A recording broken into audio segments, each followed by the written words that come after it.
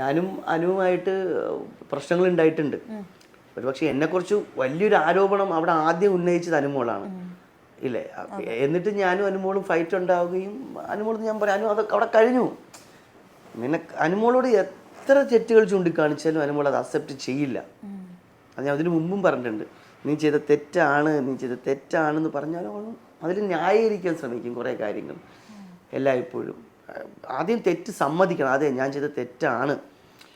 ഒരു തവണ മാത്രമാണ് അനുമോള്, ഇപ്പം ഞാനിത് പറഞ്ഞുകൊണ്ടിരിക്കുമ്പോൾ അനുമോളുടെ ഫാൻസ് മൊത്തം ഇതിൻ്റെ വീഡിയോ താഴെ തെറിവിളിയായിരിക്കും.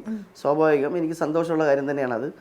പക്ഷേ ഞാൻ പറഞ്ഞത് ഒരു തവണ മാത്രമാണ് അനുമോളുടെ വായിൽ നിന്ന് അറിയാതൊരു വാക്ക് വീണു. നീ കാരണം കണ്ടു കാണുമല്ലോ, നീ കാരണം അല്ലേടാ പെങ്കൊച്ച് എവിക്റ്റായി പോയെന്നൊരു വാക്ക് പറഞ്ഞു.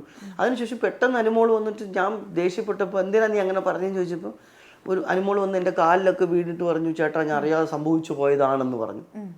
പക്ഷെ ആ അറിയാതെ സംഭവിച്ചു പോയതാണ്, അതെനിക്ക് തെറ്റുപറ്റിപ്പോയതാണ് എന്നുള്ള സാധനം പുറത്ത് വന്നില്ലായിരുന്നെങ്കിൽ, മറ്റത് മാത്രമാണ് ഏറിപ്പോയെങ്കിൽ വീണ്ടും ഞാൻ മോശക്കാരനായാൻ അവിടെ.